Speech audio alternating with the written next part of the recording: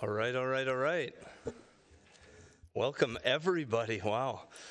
To the February 14th Valentine's Day 2024 Planning Commission meeting for the City of Edina. I know this is exactly how you wanted to spend your Valentine's Day. Same with us. Say it on behalf of the Planning Commission. Welcome to all of you in person, and those of you surely who are tuning in who couldn't make it in the snow. We are grateful for your curiosity, your participation, and your feedback as we navigate change here together in Edina, specifically regarding the way in which people would like to use their land. We are committed to seeking, receiving, and considering your feedback when we decide on any recommendations regarding any of these land use matters. So hopefully you were able to find a way to do so prior to this meeting through the city's engagement website, which is www.bettertogetheredina.org.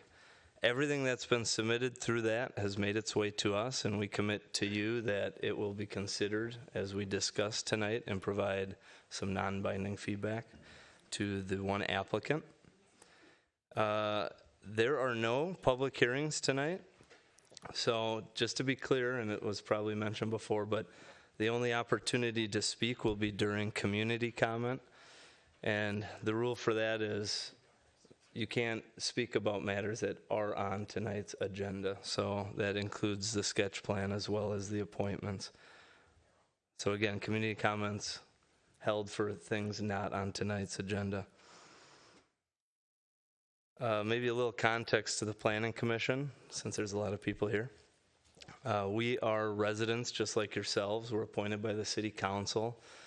We spend the majority of our time kind of reacting to issues at hand, where we are more applying the way in which applying the law regarding land use matters, so pretty reactive to development proposals or changes to the plan. The other half of our time, we are working more in a proactive and a planning matter. So we have a work plan every year that gets approved by the City Council, gets tweaked by the City Council. And that's our opportunity to get ahead of things, to try to be a little more proactive.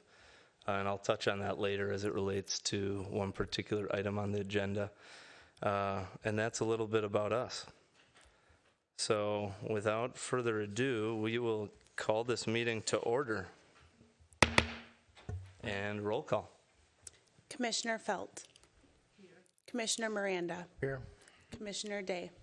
Here. Commissioner Strauss. Here. Commissioner Bornstein. Here. Chair Bennett. Here. All right, next we have the approval of tonight's meeting agenda.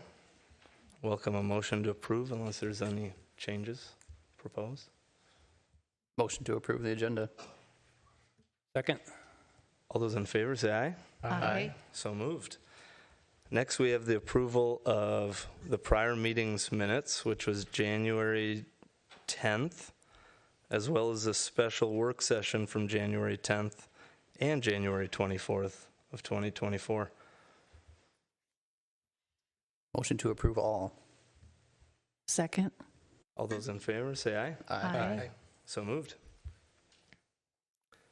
All right, so we have something different in our agenda tonight, and that's special recognitions and presentations, and that's the election of officers. So as I mentioned, planning commissioners hold a three-year commitment, and every year we kind of reaffirm that commitment of the leaders on board, and then soon enough we will appoint but the City Council have appointed new members. Have they done so yet?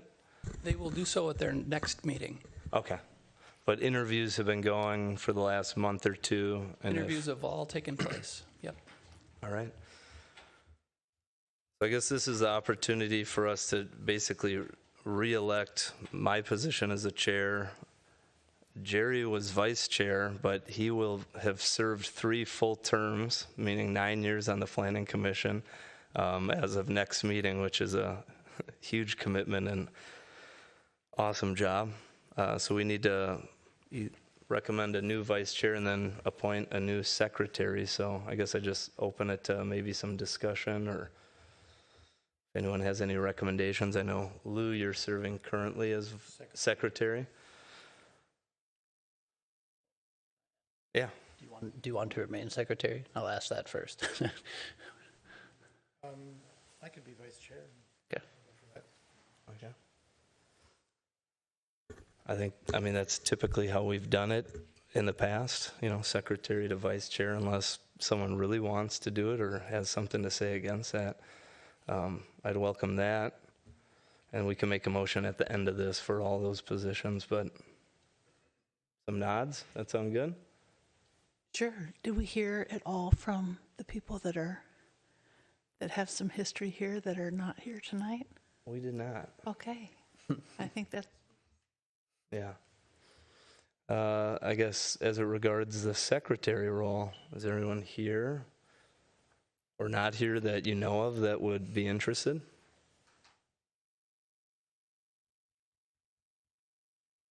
What does it involve? Not a whole lot, occasionally signing documents that we approve. Yeah, I mean, any of us can do that. If no one volunteers, Literacy. you can volunteer me. Happy to sign documents. But I don't care one way or the other to go for anything like that. And I think you'd be great, Lou, vice chair. You know the rules. So Anyone else here thinking secretary sounds nice?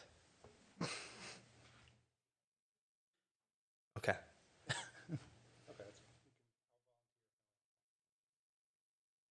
All right, so if that sounds good to everyone, I guess we make a motion to just approve of those appointments or reappointments and new appointments.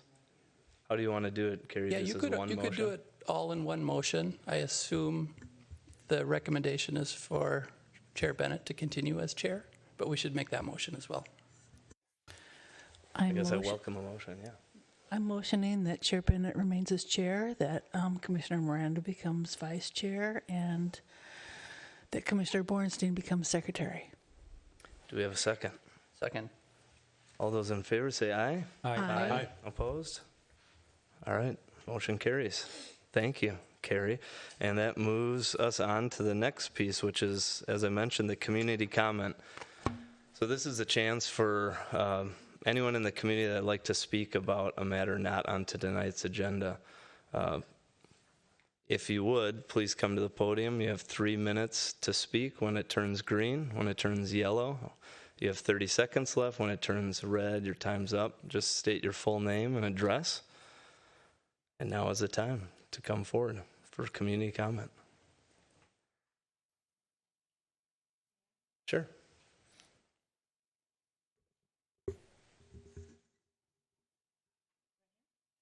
My name is Ingrid Manti. I've been a resident in Edina for 30 years. I appreciate your introduction of yourselves. I was wondering if it was available for us to know how many of you are real estate developers or involved in financing of real estate and development, and whether you also have a way in many businesses we sign documents regarding that we don't have any conflict of interest in matters that we are considering. So are those something that we would be able to know as a community? I think it would be reassuring to know that you do not have any financial interests in your decisions. Thank you. That's all I had to say. Thank you. It might be just good if we just take a break. We could address that one before we open it to the next. Maybe it'd be easiest if we just went around and people shared a little bit about what they did. But so everyone understands, when we get appointed, there's quite a robust training element to the Planning Commission, as well as some specific commitments to serve ethically, which means if there is a conflict of interest, you would state it. For sketch plan related items, it's worth knowing if there's a conflict, but certainly for binding recommendations, like if this were a public hearing, it's much more important, and typically fellow commissioners will share why they're abstaining from the vote and or not participating. That's kind of a standard we expect and we set here. And so maybe we could just go around the room of what we do and why we're here, maybe. Sure, yes. My name's Will Bornstein. I'm a healthcare attorney, and I don't have any financial interests with respect to development. I'm Jerry Strauss. I've been retired now for 12 years, but my career was with the Water Department in the City of St. Paul as a supervisor in civil engineering. And yes, I am actually rotating off after 9 years serving on the commission. So though I've had exposure to this issue, I will not be contributing to any decisions on this. All right, I'm Ryan Day. I'm a chemical engineer for 3M, so I don't personally know any developers, and I don't have any interest in the development. This planning commission is my first position with the city of Edina. It's been a steep learning curve, but if I did have any association with any developers, I certainly would recuse myself. But being a chemical engineer, I don't get to interact with those people very often. So, thanks. All right, my name is Jimmy Bennett. I'm the chair, been on this commission for almost 8 years now. My history is as a civil engineer, specifically geotechnical engineering, so I have a long history of working with developers, engineers, owners all around the state and country on a whole variety of infrastructure, which was really why I got involved with the Planning Commission, to kind of share and harness my experience for the betterment of Edina. And currently I'm a construction project manager for a student housing project on Dinkytown's campus. My name's Lou Miranda. I've been on the commission for 6 years, and before that I was a commissioner on the Transportation Commission. I was involved as a resident in the 44th and France Small Area Plan. Also as a resident, I was involved with the Climate Action Plan that the city adopted, and I've been a volunteer on the Metro Transit E-Line BRT committee. So I'm a software consultant, so I really have nothing connected to development in my background, so thank you. Introductions. My name is Mary Weatherfeld. I've been on the Planning Commission for a year now. I am an architect. I mostly work on residential remodels and additions, have had some commercial experience for some large firms here in the Twin Cities in the past. I don't have any relationships with developers. And I also was part of the Morningside Neighborhood Steering Committee and was the president of that for several years, and also participated as a resident in the 44th and France Small Area Plan. And that's one of the reasons I got involved in the city, because I was curious about why decisions were made. And I think it's a great idea, if you want to know, to get involved and learn more. Thank you. Yeah, I just want to thank the resident who asked that question. Not often do we ever even get to share that, but I hope you can see, and there's a couple people missing, we represent a pretty diverse background of experiences and expertise, but we all have a passion to really make the city better. We live by certain areas that we love.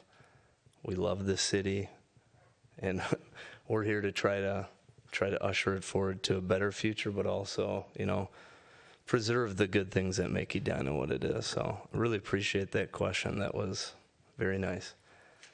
Anyone else who's here for community comment would welcome you forward again to speak about a matter not on tonight's agenda. You have 3 minutes. All right, seeing none,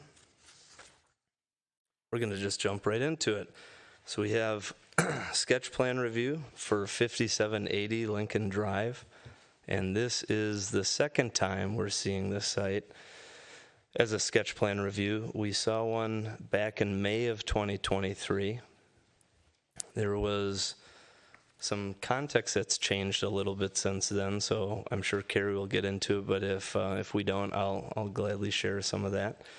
But what you can expect for a sketch plan review, the process is city staff puts together a report for the Planning Commission based off of the facts and findings of the law, as well as how it relates to the proposed or the conceived plan at this point. They put together a quick presentation. Then we kind of ask some questions. There's some back and forth. Then we open it to the applicant, in this case a developer, to provide their own presentation. And then there's some more back and forth. And then the difference with the sketch plan versus a public hearing is we are providing non-binding feedback to the applicant in a way to help steer their project in the right direction, or not at all. And that's up to kind of the discretion of the planning commissioners, as well as what the level of ask at the table is. And I don't know, Carrie, if you're going to share pyramid of discretion, or if you got that later for public hearing, if that time comes. But I'll turn it over to Carrie Teague to provide the presentation. Thank you. Yes, thank you, Chair, members of the commission. As mentioned, this is a site you've looked at a few times over the last couple of years. Located on the western border along 169, Londonderry and Lincoln Drive. It's currently a one-story office building.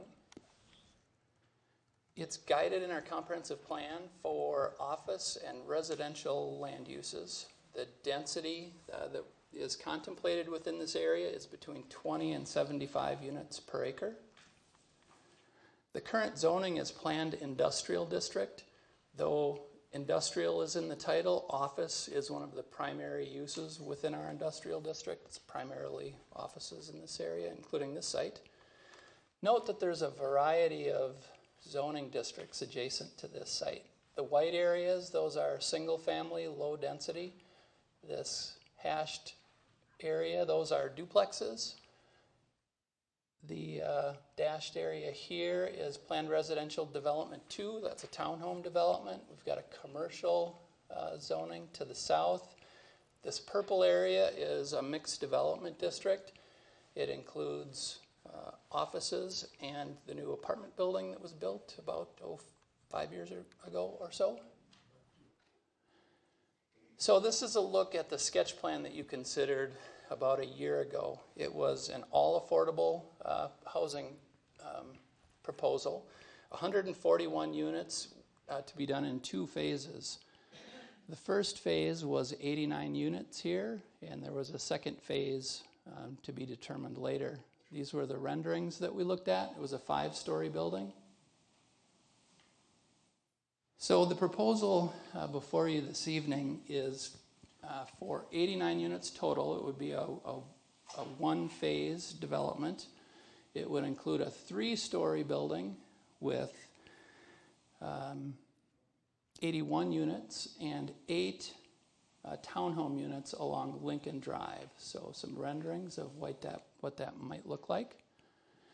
Here's a look at the site plan. The parking is underneath the building. Some of the courtyard and play areas inside the development. I believe that original sketch plan, they were on the outskirts. Again, parking to the rear of the building. The townhomes would have walkouts toward Lincoln. So this gets into the question that you had raised about the pyramid of discretion. I don't have the pyramid to show you, but basically this is a proposal that the city has complete discretion to say yes or no to. They would be asking for a rezoning of the site. So because it's a rezoning, it's at the city's discretion to say yes or no. So there's a couple of options here for the rezoning. From the current planned industrial district to either the PRD 4, which is our space zoning district that would allow high density residential, or PUD, planned unit development. What the PUD is, as we've talked about for the last many years, is we're writing a zoning ordinance specific for that site. And one of the advantages of a PUD is that we can write right into the standards the requirement for affordable housing. So some of our recent 100% affordable housing projects have been done under a PUD. The Sound on 76, the Amundsen Apartments at 70th and Cahill, and the most recent 4040 project on 70th Street. As we've, well, I'll just leave it at that. So those are the two options here, and I'll get into the density allowed within each in a minute. So I put this compliance table together that compares the current zoning, the planned industrial district, with that PRD standard, the high density residential. And I used one of the PUDs, the 4040 project, and did a comparison. So on the far right is what is proposed. So under the standard zoning, they would need flexibility on the setbacks. 35 feet is required along all lot lines. The PID, the current zoning, has a 50-foot standard. You can see with that 4040 project, they have a 50-foot setback, a 40-foot, and then the two sides are 10 feet. The building height is the one part of this project that would be code compliant. They did reduce the height from 5 stories to 3 based on some of the feedback that the Planning Commission and Council had provided the last time. Density. So again, our comprehensive plan allows between 20 and 75 units an acre. Under the PRD 4 standards, the maximum allowed would be just 31 units per acre, or 34 units per acre. So under that zoning, they wouldn't be allowed the number of units that they're proposing here this evening. So they would need a variance from that district. Within the 4040 project, that was an area that allowed up to 75 units an acre, and they maxed out that site. In terms of building coverage, the site would exceed that base zoning of PRD. The usable area, the city has requirements again within that PRD district that there needs to be a certain amount of green space that's usable outside, and they would need a variance from that. Those active areas in the middle were just under 9,000 square feet, and under the base zoning, they would need 35,000 square feet. Floor area ratio would exceed the PID and the PRD standard, but would be in line with some of those other PUDs that we've done in the past. In terms of the number of parking stalls, they would be code compliant. So under either scenario that they request, it's either flexibility through the PUD or variances through that PRD standard. Next issue, and this was raised with a lot of the feedback that we've received from the community, and that's in regard to the small area plan. As you know, we will be doing that in 2024. Typically, a developer will wait until that process is finished. That's what staff advises as well. However, in this instance, the applicant has received up to $27 million in funding for the all affordable housing project, so they need to move forward in order to receive those funds. There was not a moratorium passed that prevents an application within this area, so should the applicant submit, the city is obligated to take action on that request. Doesn't mean you have to approve the project. You still, again, have that discretion to approve or denial. But failure to act on an application means the project is automatically approved. So just some of the other issues and considerations. Again, this does add to our affordable housing goals that we've established with the Met Council. We talked about the density and the rezoning. Next issue is sewer capacity. So within this area, there's not the capacity in the Edina system to support the project.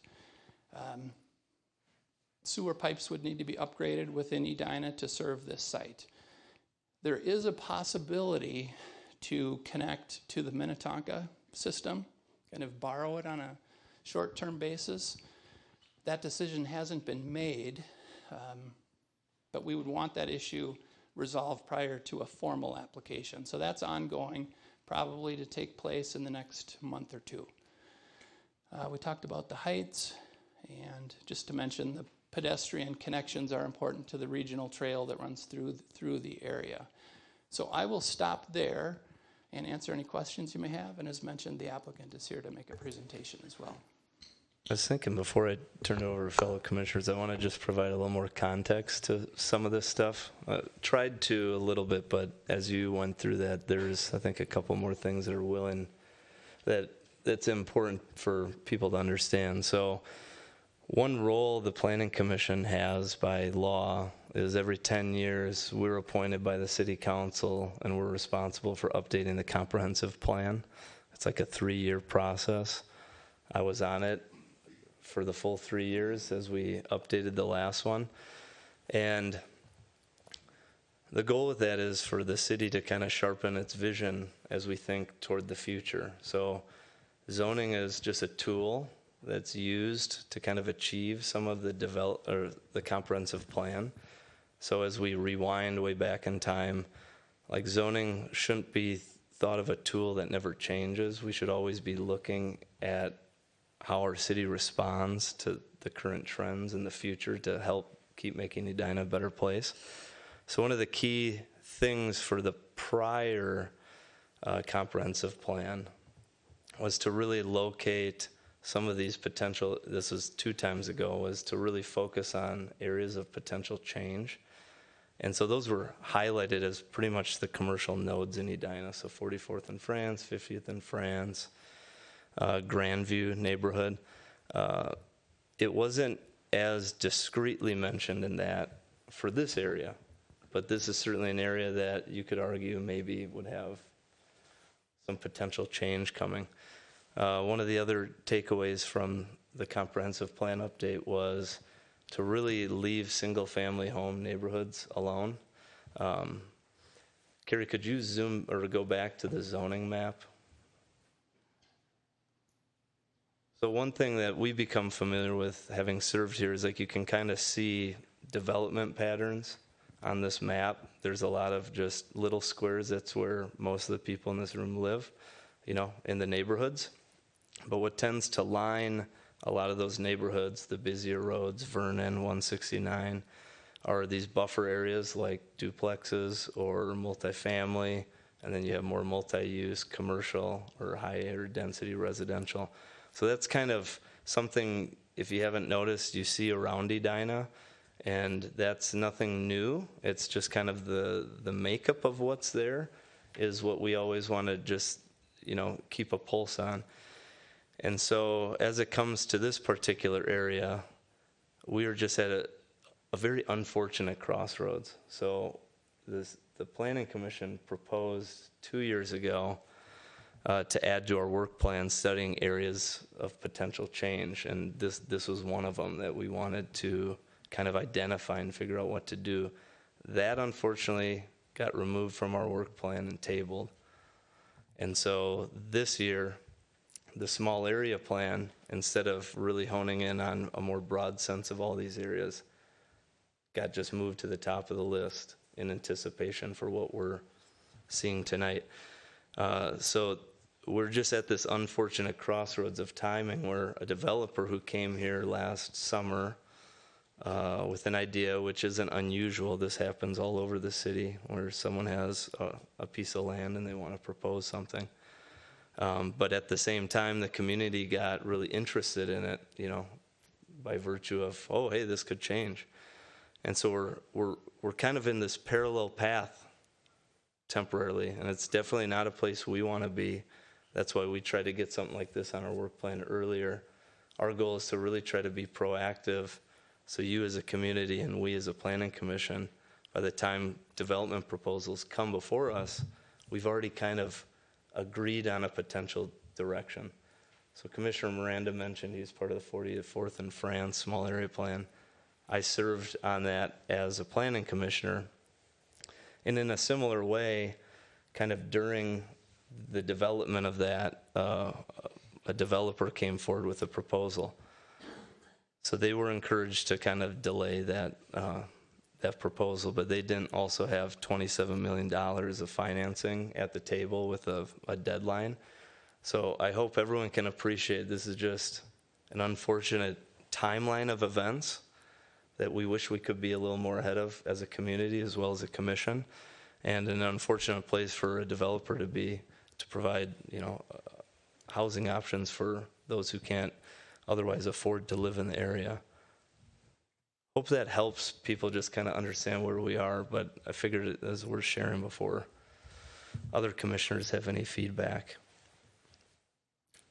Thanks. Jerry. Yes, Planner Teague, that view you have up there, fine. So we're looking at the red highlighted areas, the site, It's correct? actually the yellow. Yeah, yellow, okay. right there. Which, so it's regarding that, the lack of sewer capacity, for this site, and the one option, because so it borders, 169 is actual, the city municipal border between, right? So the option of going to Minnetonka, would that review and decision be made as to what direction the city would require before site plan submittal? I mean, you mentioned it's to be made, but it would, that would be in front, part of the, That's the goal, yes, is to have that fleshed out, what that's going to take to potentially connect to Minnetonka before they make an application, or at least before it comes to the Planning Commission. to me, that would be, it's an important factor for the development of that site.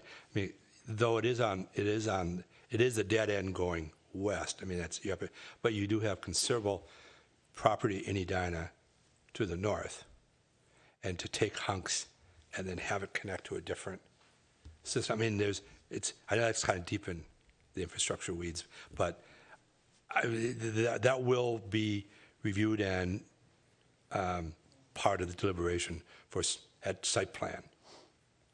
That's the goal, yes. Okay, so that'll be out there. Okay, thank you.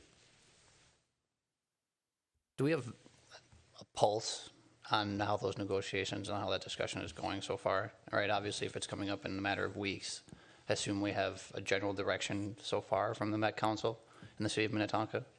Yeah, so the city of Minnetonka is open to the idea. They have a lot of development occurring in the Opus, redevelopment that's happening within their industrial area as well. So they need to protect their total capacity, anticipating future development as well. So they have concerns not wanting for the city just to use up that capacity, potentially. But the detail of how that works, does the city serve it with their service in years in the future, or do we compensate? There's a lot of moving parts there.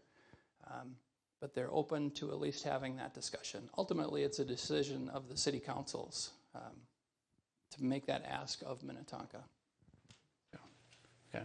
And as it currently stands, right, this development would be paying for that connection. Correct. And then the city of Minnetonka would potentially have to make up the gap if they were to lose, right, capacity and have to add additional capacity in that area, right?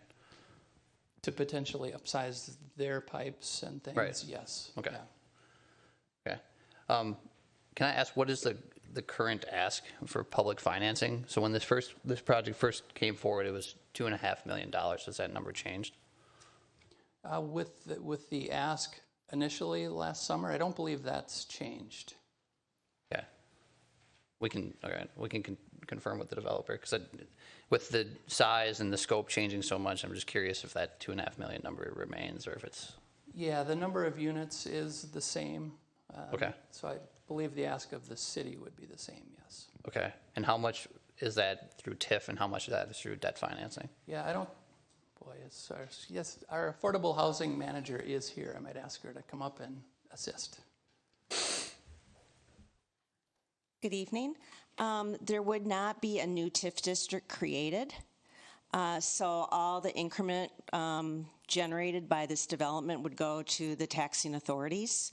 The $2.5 million that was pledged on a contingent basis is coming from a housing fund that is from the old discontinued Southdale 2 TIF district that was pooled, and the only use for those funds is for affordable housing. It has to be used for affordable housing. It's already in the fund, and this would be drawing on that. Okay, thank you.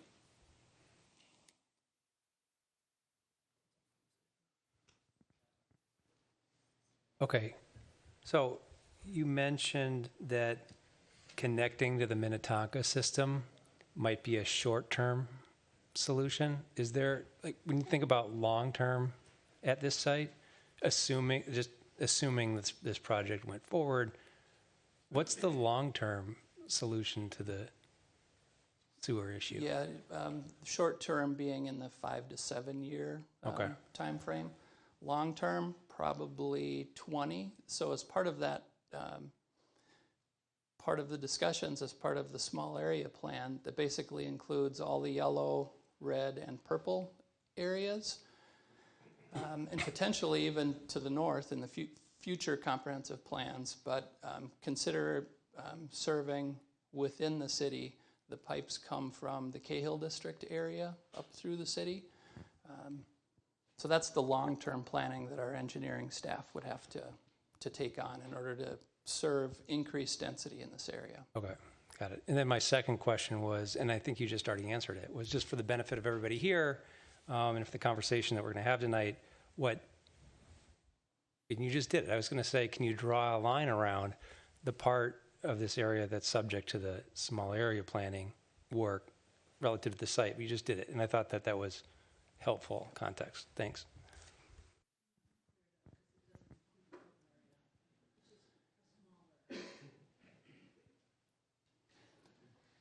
It's a slightly smaller area is the small area plan. It doesn't include the purple. It does include the purple. It does include the purple?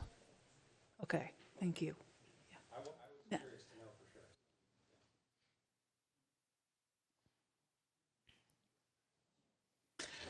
Speaking of the purple, the purple is right now mixed development. One is the Loden, the other is the children's Correct. offices. And it says mixed development, but as long as something comes forward for a project that would be in any mixed development, it could be any of those uses that are allowed within that mixed development. So it can be a single use, it can be just apartments, or like the office, it can be just offices. Yeah, going from office to residential in this area would be an issue with the sewer capacity. So that, I'm not sure if that could happen today.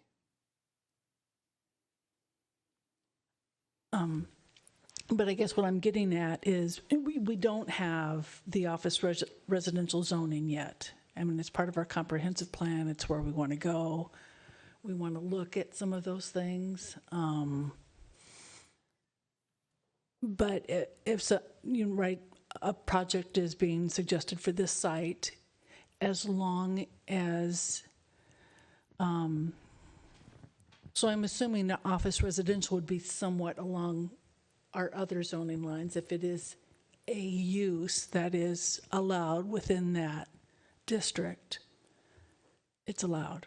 Yeah, so it's part of the thinking that did go into establishing this office and residential district was it's not giving them the ability to do residential by right.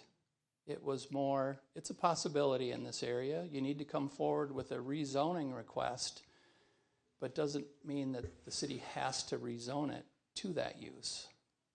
I touched on that a little earlier. If people are new and they're looking at both these maps and wondering why they're different, could you touch on that a little as well? The comprehensive plan map here that guides this for office residential is that long-term 10 to 30-year vision for what's potential for this area. It's the zoning district that allows the uses on the site.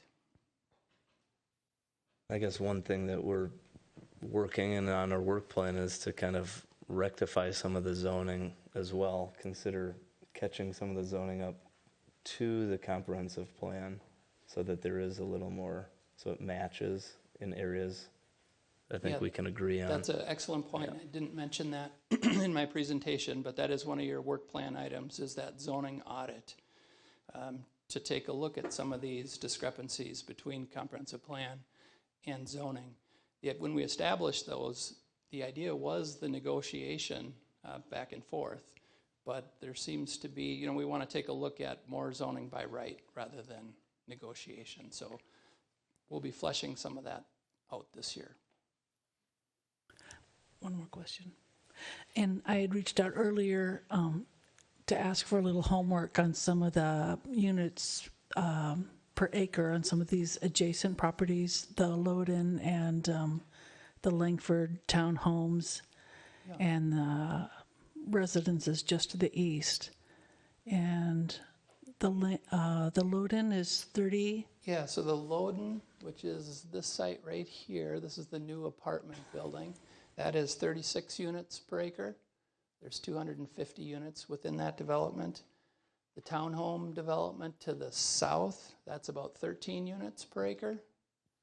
And the townhome development to the east of the site, that is about 5 units per acre within this area here. So more of that medium density range, which is what it's guided for in the comprehensive plan. This area right here, guided medium density. Thank you.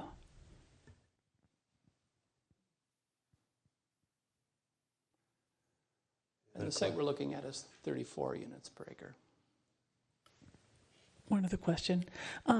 So an industrial zoning district has, I thought I read in the code or in the zoning ordinance earlier that it had a 20-foot rear yard setback and a side yard setback and just a 50-foot in yard and front yard. But you had mentioned 50, 50, and 20 here. Is that because it's on? It's because Lincoln it's got 3 street frontages, so Okay. any street frontage is a 50-foot setback, and that side, the north lot line, is a side setback, so there'd be 20 feet there. Okay, so if the back had not been 169, it would have been a 20-foot. It would have been 50, Correct. 50, and 20. Okay, thank you. Miranda? Heather? I think most of my questions have been answered. Good. All right, I guess we will turn it over to the applicant team. Please introduce yourselves and away with the presentation. Not like away, but like, present. Okay. Okay.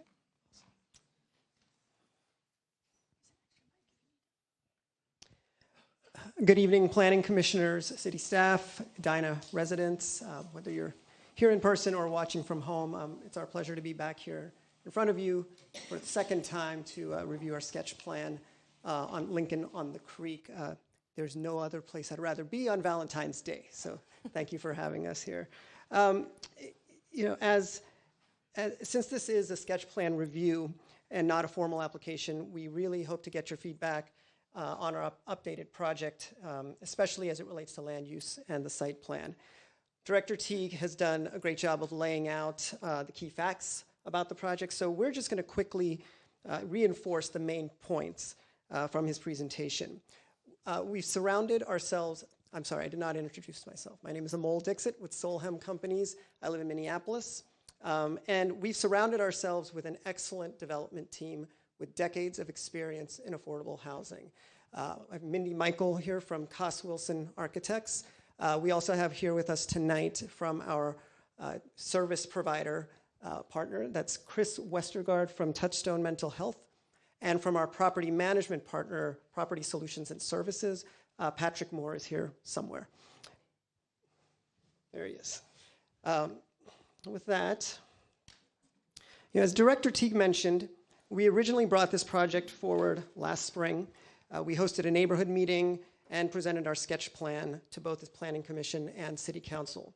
We heard the feedback, we heard the concerns, and from both the community and from city officials, and we addressed them in this updated sketch plan. We heard concerns about the density of the site, the height of the Phase 1 building, the setbacks, elements of the site layout, as well as concerns about pedestrian safety. So as Director Teague mentioned, the biggest change we've made is eliminating Phase 2. So now our project is one phase, this 89-unit development, And eliminating that phase 2 has a direct impact on all these other areas. The density is reduced to 34 units per acre, which is well within what the comprehensive plan guides this site for, which is 20 to 75 units per acre. Since we're able to utilize the entire site for 89 units, we're able to reduce the height to 3 stories, or about 40 feet. On the setbacks, we now have at least 25-foot setbacks all around, and we're able to double the setback at the key southeast intersection of the site. Also, the increased setbacks allow us to potentially preserve mature trees. In terms of the site layout, we've increased the amount of green space and have created a courtyard with a more protected playground. We've added a sidewalk along Lincoln Drive to provide safe access to the crosswalk at the southeast intersection of the site. And the sewer connection, which there's been a lot of discussion about, we know this is a key to unlocking the site, and engineers from Edina, Minnetonka, and Met Council are actively discussing possible solutions to this.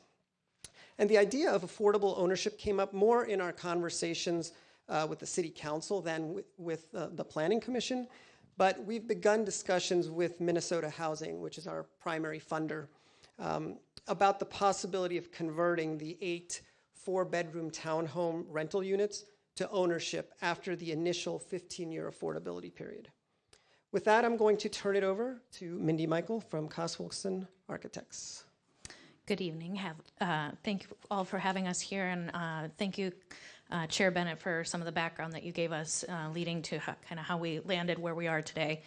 As was mentioned, we had kind of a 2-phased development proposed previously, and have eliminated that phase 2 and basically taken the 89 units that were initially proposed for the taller building and spread them out across the site, resulting in the 81 unit building kind of nestling between Londonderry and the on-ramp to 169, and then the 8 units of townhomes along Lincoln on the east side.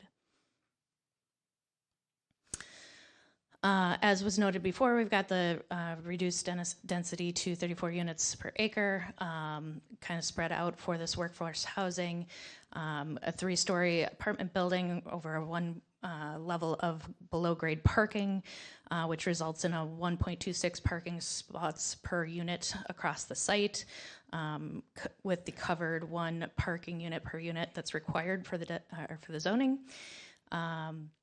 The amenities included in the apartment building that would be also available to those in the townhomes would be a community room, fitness center, and courtyard with playground, as was previously mentioned. Those common areas are nestled near the front entry and outlooking over that green space that's kind of protected within the middle of the site. We've got a goal of achieving U.S. Green Building Standard Silver certification for this site as well, and complying with the Green Communities requirements for MHFA. Within this development, we've got great access to the 9 Mile Creek Trail, lots of walking paths and biking paths there available to the community as well as these potential future residents. Great place for families to raise their children and play in the area. We'll keep moving. As was kind of mentioned previously by Director Teague, we've brought some renderings to show kind of the scale of the building, how it nestles in with the surrounding developments. You can see the Cloud 9 condos across 169, the kind of office to residential conversion that had happened there. We've got to the kind of plan southeast to the right, lower right, the townhomes across the creek, and then to the left would be the commercial development across Londonderry. This is looking kind of in the other direction with the Loden in the background to the left, and the shops kind of in between there, just showing kind of the stepping of the building from the 3 stories up along Londonderry and 169 down to the 2 stories with a pedestrian presence along Lincoln. This building section that we've provided kind of shows a cross section through different angles of the site. The one on the lower portion of the site, or excuse me, I can't really point here. Maybe I can grab this. This element over here on the right would be the massing for the Loden, kind of showing in in proportion, both how far away from other site it is, but in relative proportion, how tall it is compared to our building and surrounding buildings. This kind of cyan turquoise color portion being the 3-story apartment building, and the green representing the 2-story townhomes. And up here is kind of going the other direction through the site, cutting through the apartment building on this side, the 2-story townhomes going down to the creek, and then showing kind of the distance and height of the existing townhomes. I won't belabor this too much. I think we've gone through a lot of the zoning summary previously, but just kind of interesting to note the kind of crossroads that we are at with the kind of lack of a specific zoning district that really applies to what we're trying to do and aligns with what the comprehensive plan guides this site for. So you can imagine it was kind of hard to try and establish the rules and setbacks and things that we were trying to shoot for with not a clear guidance on zoning that was aligned with the comprehensive plan. So that's why we are asking and encouraging your feedback on how we should approach this, if it's a path considering PRD4 with some variances, or if we should be considering a PUD for the flexibility that Director Teague noted previously. We really encourage your feedback. Do you want to go through these a bit? Or? Sure, I can. Sure. One of the concerns that was expressed last year was around access to nearby services and amenities. And so this slide lays out what is available. Everything on this map is within less than 3/4 of a mile or a 15-minute walk. So, and that includes bus routes. The Southwest Light Rail Station will be less than 3/4 of a mile away once completed. And an important reminder that we got from our service provider, Touchstone Mental Health, is that many of the residents, especially the residents who will be in the supportive housing units, utilize services like Metro Mobility for transportation to access these services. So we're confident that between being able to walk to many places and also having access to other forms of transportation, that access won't be an issue. So this is the last slide in our presentation. Excuse me. Since our funding has come together, we're now focused on the city approval process. And to address a question that came up previously, the $2.5 million ask has not changed, and we received contingent approval for that last year. But to explain what's on this slide, our timeline is largely dictated to us by MHFA, Minnesota Housing Finance Agency, with their deadlines and requirements. Specifically, construction must be complete and the building must be occupied by the end of 2026. And that may seem like a ways out, but if the building is not occupied by the end of 2026, we lose our MHFA funding. So working backwards, that means that the sewer and watershed permits must be secured, and construction must begin in early 2025. And to hit that construction timing, the next 3 months are critical. We plan on initiating a traffic and parking study later this month and submitting a formal land use application in early April. We need land use approval from the Planning Commission and City Council this May in order to begin the permitting process. And to address how this all ties to the small area plan, as Manager Hawkinson mentioned in her report, the small area plan was authorized months after we had submitted MHFA and Met Council funding applications. And it explicitly stated that there is no moratorium on development during the small area plan process. So given the very strict timing requirements from MHFA, we will parallel path our project with the small area plan, as we would lose the MHFA funding if we were to wait till the small area plan is complete. So with that, we thank you for your time and welcome your feedback and questions on our revised sketch plan. Thank you. Thank you. Looking around. Yeah, Jerry. Yes, Mr. Dixon. So your last statements about MHFA funding, you say you lose it?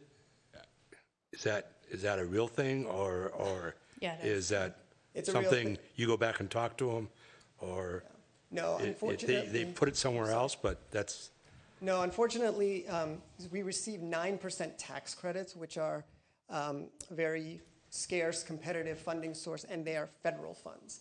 So there's no flexibility with the federal funds, and one of the requirements for that particular funding is this occupancy deadline, which is 3 years after the award, which for us is end of 2026. I don't know if you can answer it, but so does this become a key block that if that falls, other thing, or? But I know that's a tough question, but I mean, what you're saying is that money could be gone, would be gone, and whether the project survives, that's another big question. Yes. Yes. Okay, I will. Thank you. Commissioner Day. All right, so let's address the sewer question real quick. So obviously, the timing here, your timeline is very dependent on things moving in a fairly rapid order. And as we're all well aware, cities don't exactly always move in the most rapid order. Do you have like a level of confidence or concern about dealing with the city of Minnetonka and getting them to play ball quickly enough to meet this timeline in terms of getting approval, getting commitment? You know, how is that discussion going? We mentioned that it's upcoming, but you know that there's some back and forth, a lot of back and forth still. But it seems a pretty aggressive timeline for a back and forth that needs to occur between two cities. Since the city engineer is not here tonight, I'm going to defer to Director Teague for that.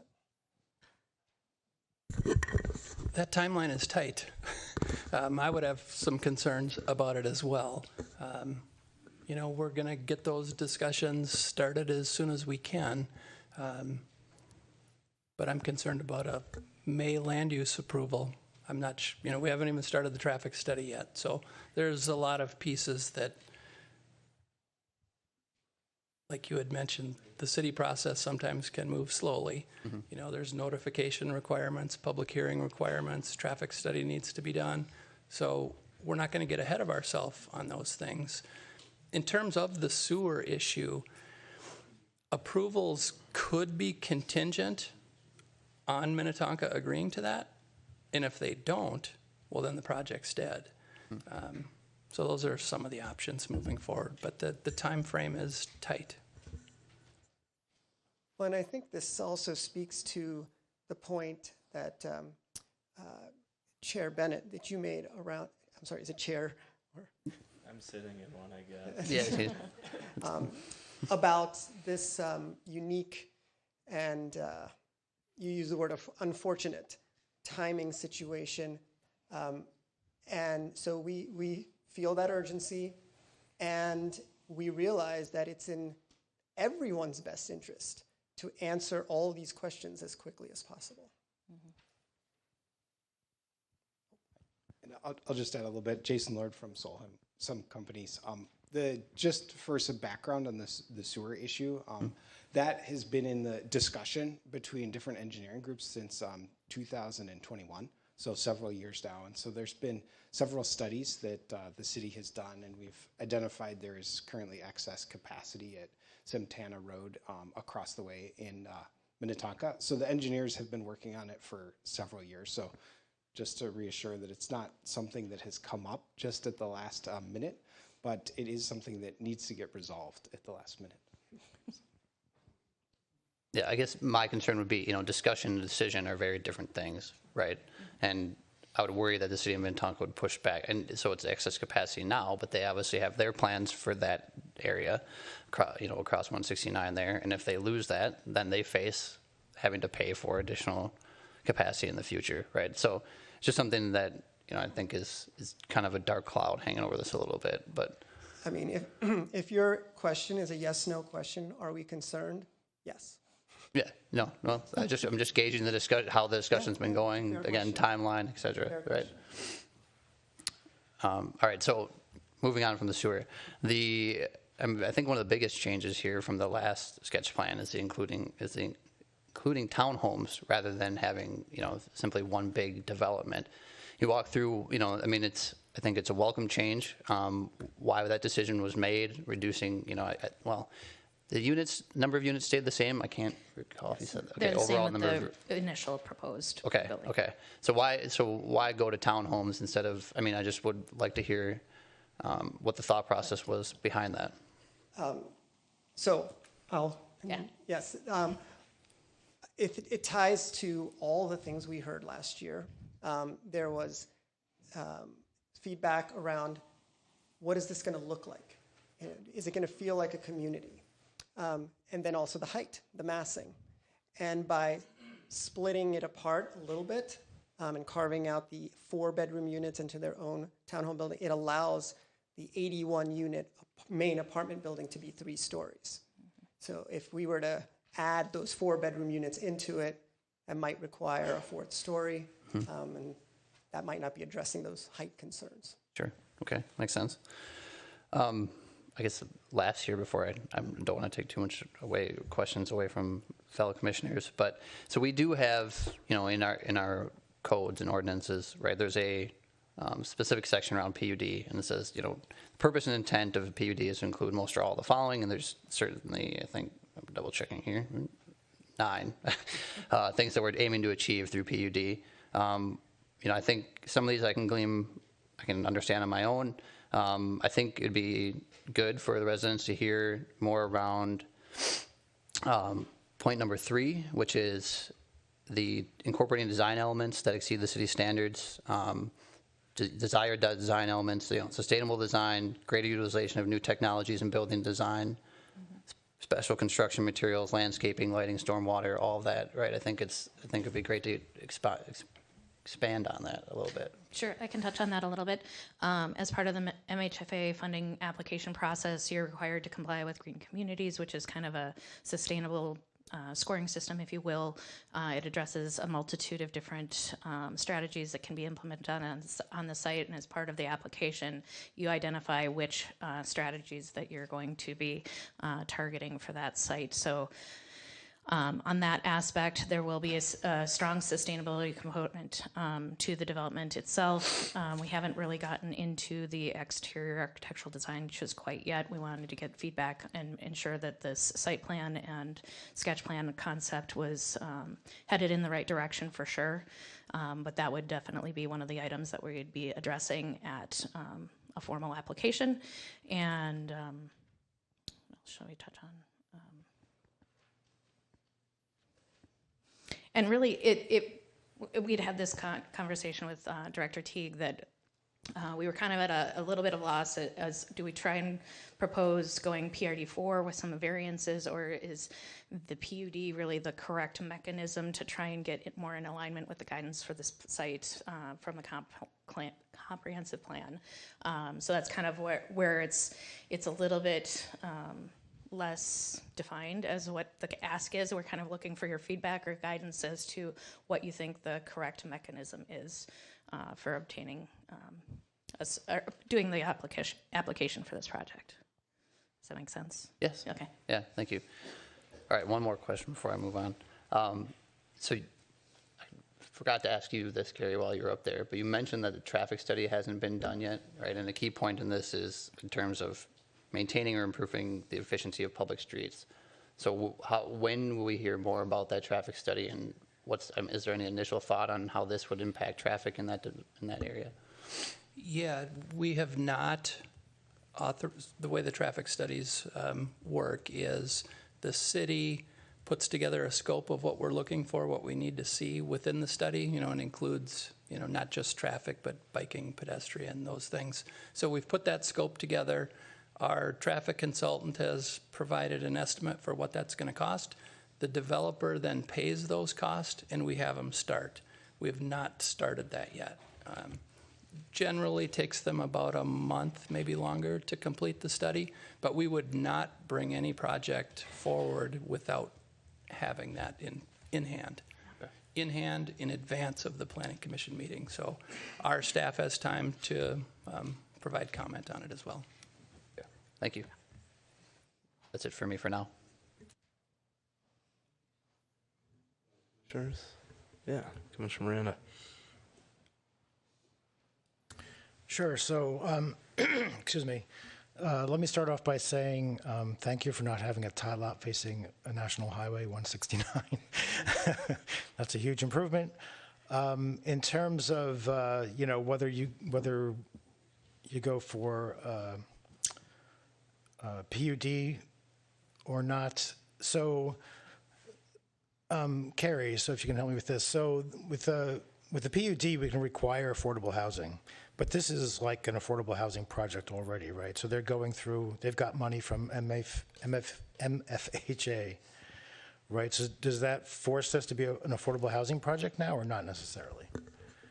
Yes, yep, it would be required to, in order to receive all of those funds, it has to be affordable housing. Okay. What's the question? Go ahead, yeah. I was going to add on to that. I have the same question you do, and I won't take any more of your time, but how long does this need to be affordable? Yeah, as part of just through the MHFA process. Yeah, as part of the application, we've committed to 30-plus years of affordability, with the caveat that we've started discussions on the 8 townhome units and the possibility of converting those to ownership after the initial 15-year affordability period. Okay. Okay. And we've also had an issue where the commission and council approved a project at 70th and France, and that I believe had affordable housing in it, and then it became a 14-story parking ramp at some point because it was rezoned. We approved the zoning before. I mean, I guess you have to approve the zoning before it gets built, but then they changed plans because of COVID and whatnot. So there's still a possibility, no matter what we do, of things getting changed or? All right, so in terms of if we went to PUD, I guess, or PRD, if they change the plans, they would have to come back for approvals similar to what the 70th and France project did. Okay.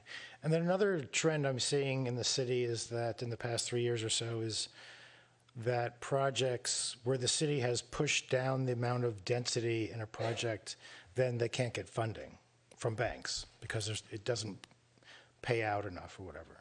So you have funding from MHFA and a commitment from the city. Do you foresee any issues with finalizing this? From a funding standpoint, we're just about fully funded. Okay. So, the MHFA funding makes up a little bit over 60% of the total project costs. And then Met Council, Edina, obviously the first mortgage. So no, we don't see any concerns with the funding. Okay. I think the layout of the project is better than it was before. We had concerns about the amount of parking, surface parking. It does seem like this is an opportunity where there could have been denser housing, and we're kind of skipping on that, but you seem okay with that, so I guess I don't have any other further comment on that. But otherwise, I think this is much improved. Thank you. Thank you. Commissioner Felt.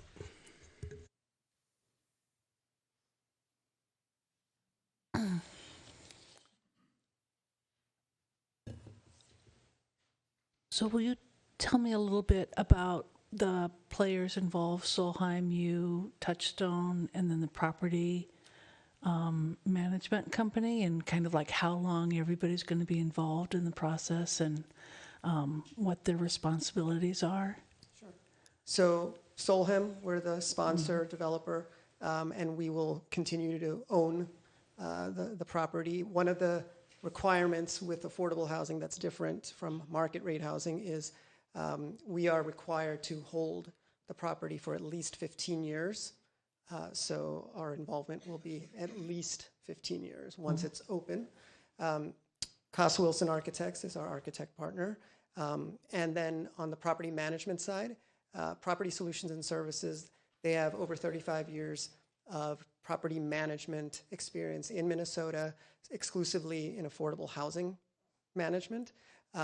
And if you have any specific questions, Patrick can come up and answer those.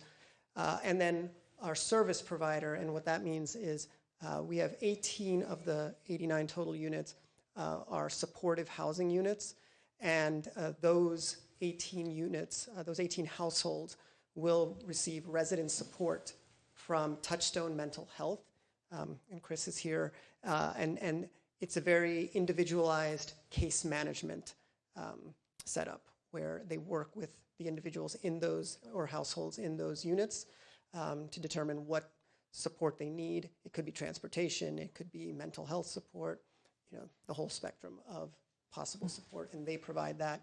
They also have been around for 40 plus years doing this in Minnesota, and and I think an important part that I'll mention is Touchstone and Property Solutions and Services. They are already partnered on 4 affordable housing projects around the Twin Cities, so they have a great working relationship, which is key to this. I agree. I think that's important too. I mean, having those players have some experience and being there, especially for those supportive aspects of it, I think that's a really great thing to do, and I appreciate that. And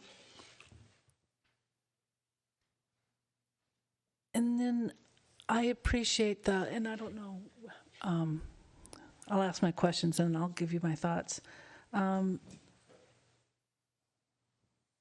You had mentioned a little bit earlier, but the next item on our agenda tonight is regarding the small area plan that includes this property as well as those to the north and south.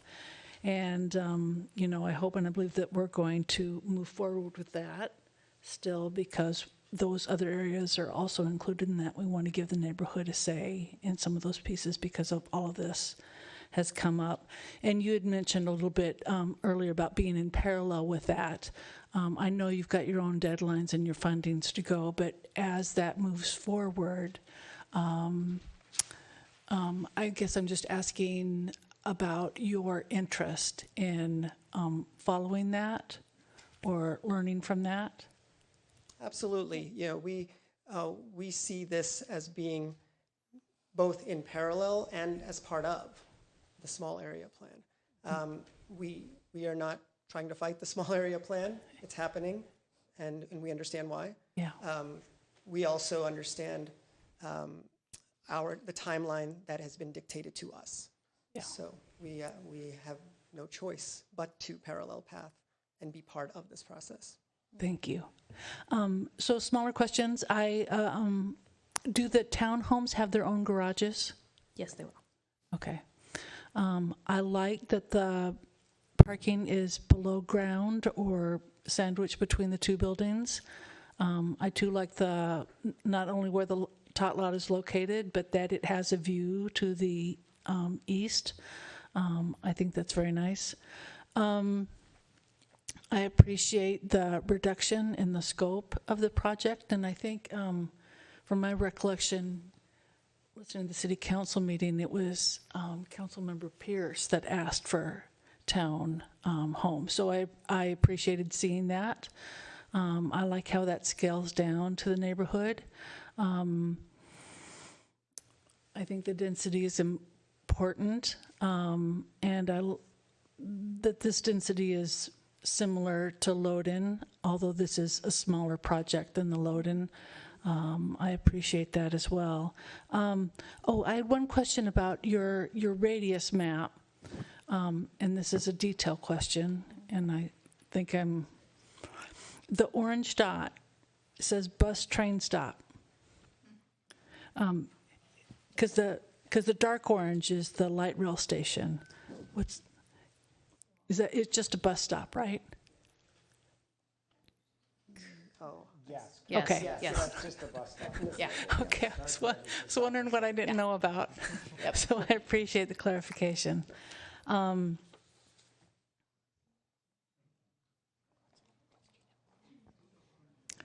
So tell me again a little bit more about so the 9% MHFA, Minnesota Housing Funding Association? Finance agency. Finance Agency. They're 60% of your budget.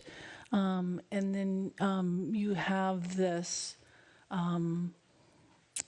contingency fee from the city. Where's some of the other financing coming from? I actually have a reference slide here that Okay. lays out our capital stack. So you see that we're actually getting two sources of funds from MHFA. They add up to over 60%. The Edina contingent commitment is about 6.5%. And then you see Met Council, 5%. We, Solheim, are deferring 43% of the fees that would come our way, and that makes up 4%. And then Hennepin County funds, which we expect to be secured in a couple months, that'll make up 3%. And then the mortgage is about 20%. Okay.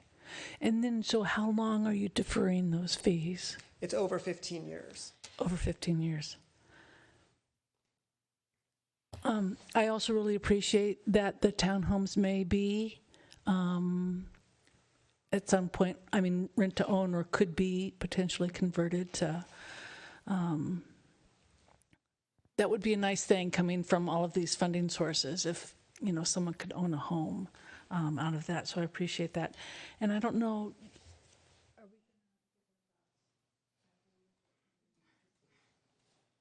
You can do it now. keep going. Yeah. Okay, I'm going to let you know. I still think going for the PUD is probably the right thing to do, just so we can write in there that the affordable housing, even though it's an affordable housing project, and for 30 years, that we can write in there that it's an affordable housing project. So I would suggest going that way, but I'm sure there are other reasons for other ones. Like I said earlier, I like that it is similar in the density as the Loden, although not quite as large as that project. I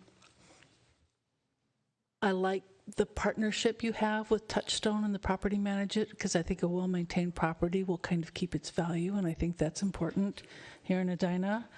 And I think people should live close to their work. I think there's lots of opportunities for doing that around this area and up and down 169. And I think there's dignity in work. And if your work can't afford you a large house, you know, that doesn't mean you should be off somewhere else. I mean, the single-family residence is a very American model and a lovely thing to be able to have a yard, but there are a lot of different ways to kind of live our lives in condos or multi-floor buildings. And so I appreciate that their families are going to be able to live here, and I appreciate the opportunities this project is creating for our community. I also like the fact that we're not putting all of our affordable housing in one area, that we're putting it around the city. I wish there were more opportunities for that. Hopefully, with some of the things coming up, we have some more opportunities for that. And I'm really glad about the townhomes. So that's it. Thank you very much. Thank you. Thank you. Any more questions or any comments? You have any questions? Yeah, I do. All right, yeah. Can you just remind us what when you say it's going to be affordable, did you say it's going to be 100% affordable? Yes. What that really means, you know, economically for who might qualify to live here? Like, what would the rents be? Can you remind us of that? Yes, I thought I had the reference slide, but if you give me 1 second, I can tell you. The 100% affordable, and what that means is 66 of the 89 units will be for households at the 50% AMI level or below, and the remaining 23 units will be at the 30% AMI level or below. And in terms of what that translates into for rents, give me 1 second here. Okay. So the 30% AMI units are going to be studios and 1-bedrooms, and there's 1 2-bedroom. These are 2023 figures, so they change. But to give you an idea, for a studio, 30% AMI household, the rent limit is $652. For a one-bedroom, $699. 50% AMI, and that's primarily 2, 3, and 4-bedroom units. Two-bedroom is $1,397, three-bedroom is $1,651 or $1,615, and 4 bedrooms is $1,801. Okay. No, that's helpful. I think it gives people the ability to think about just who it's affordable for and that kind of thing. And then I just had one other kind of random question, but I remember last time you guys came here, there was like some public space, like maybe towards the freeway, and I think it flipped around and now it's on the inside of the apartments. How large, just approximately, is that playground space and that courtyard space? I couldn't totally tell just from the graphic. I don't recall off the top of my head, but I'll try and get an estimate. So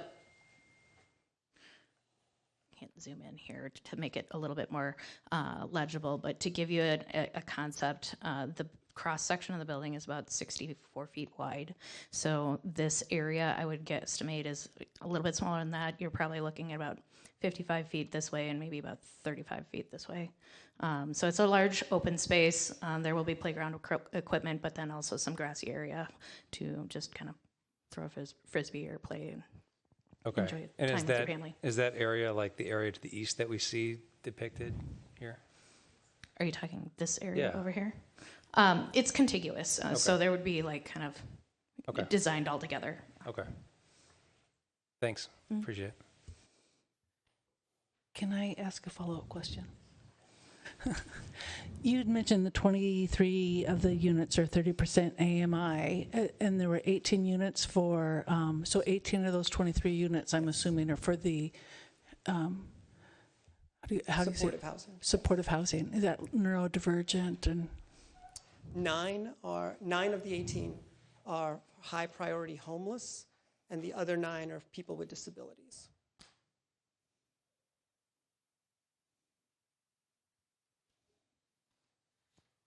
Did you ask 2 questions, or did you get them both? All right. Nice. I got probably 3 questions too. First one's for Carrie, and maybe just some of it might be repetitive, but again, with the comprehensive plan guiding this toward office residential, we don't have zoning that's office residential. We have office or residential or mixed use. So just so people understand, like when you see that designation, what are reasonable uses that would be proposed to match that besides either all residential, all office, a mix? I don't know if you could quick share that. Yeah, it was anticipated, well, the density range being 20 units to 75 units an acre, so that could be a range from townhomes to apartments. In terms of the office use, any type of medical office, or as I mentioned, the site is zoned light industrial, so industrial uses would be allowed there as well. That's one thing maybe we need to, with our zoning audit that's happening, do we want to distinguish between industrial and office uses? Because really our zoning within all of our industrial districts allow office. And this is currently zoned industrial. It's zoned industrial, but yeah, guided that office for office and residential uses. Correct. Okay. And then I think you answered my questions with PUD, PRD. You guys are open to either. Other one, neighboring site to the north. Can you speak to who owns that? And it appears you are sharing a private driveway. What is the name of it? The Minneapolis Area of Realtors. It's an office building. And so that is worked out to kind of share that driveway still? Because that changed from the last plan, so. Yes, that's an existing shared easement in and out, and that was one of the ways that we were working to minimize curb cuts, is use the existing access way to access all the vehicular parking. Great. Wanted to make sure. And then, Talked about the units, I think you showed the unit mix, but just in total, if this were to go as is, how many new neighbors would be here? Residents, Yeah. bedrooms, or I guess studios too. So bedrooms, do some quick math here. See, the upper left shows, the number of units by type, and 2 people per room are allowed. So I can do the quick math. Like if you 170 or so, right? Yeah. So, okay. Or is that too high? More. Yeah. But you're not adding the bottom 2. Yeah, those are repetitive, right? Yeah, just the studio, 1 bedroom, 2 bedroom, 3 bedroom, 4 bedroom in the upper left. That adds up to 89. Yep.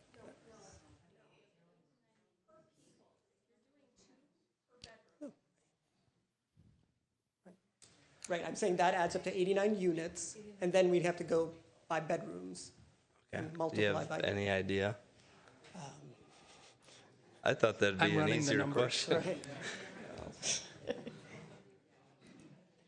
Maybe we'll give you a chance to do that. It's not, that was kind of my last question before comments, so. I came up with 187 bedrooms. 187. My math's wrong? All right, so that, there.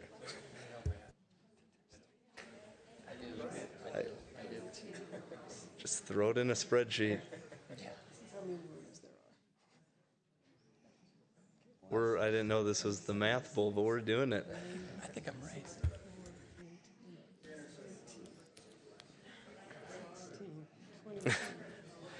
2,000, right? Okay. 356. Okay, so we're in If the you- realm of, Yeah. Yes. okay. I hear the rumbles have kind of settled down. Is it around 350 to 400? Okay, 374. Okay. How many people would be in a studio? 1, right? Usually. Okay, that's, There's 2? oh, that's the difference, yeah. Yeah, 374, that's right. I was counting 1 374, per student. okay, 374. Let's add that to the slide deck for the city council, Yes. please. We'll update that. Yes. Okay. I'm sorry.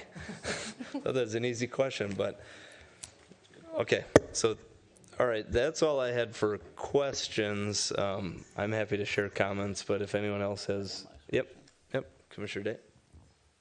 One last question that came to mind was around, if you go back to, I think it was, I wrote down, you have it calculated currently as 1.26 parking spots per unit. Correct. How fleshed out is that number, like in terms of your experience with other developments and stuff like that? Like for a 4-bedroom, 1.2 parking spots per unit might not be quite enough. And then you kind of have, like, there's not a lot of additional parking around the development. And to the north, I'm assuming they don't want you taking their parking. So where does that overflow go if you have it? That's a good question. I don't. Well, we've done several, I'll just address that a little Yeah. bit. But we've done other projects in Edina and other similar areas, similarly around this 1.25 parking ratio, and we've had many extra stalls. It's depending, we can get some general surveys of the stalls required for affordable type buildings, but there is no parking on Lincoln or on Londonderry, as we're all aware. So it's to the project and our benefit to provide the adequate number of stalls. And based on our past experience, we think the guidance is right in line with providing plenty of stalls for the project. Just one other thing as we've benchmarked other affordable housing projects, one thing we've learned is a vast majority of these households have 1 car. So that's just one thing to keep in mind when thinking about. Sure. Are they allocated by unit, or is it I mean, like if one unit has, say they want three stalls, how does that process work? We haven't gotten to that point yet of like how many are reserved versus Sure. open. Okay. Because I just wonder if the demand exceeds availability, right? Then you can end up with a bit of a problem in terms of congestion and overflow and stuff like that, right? Okay.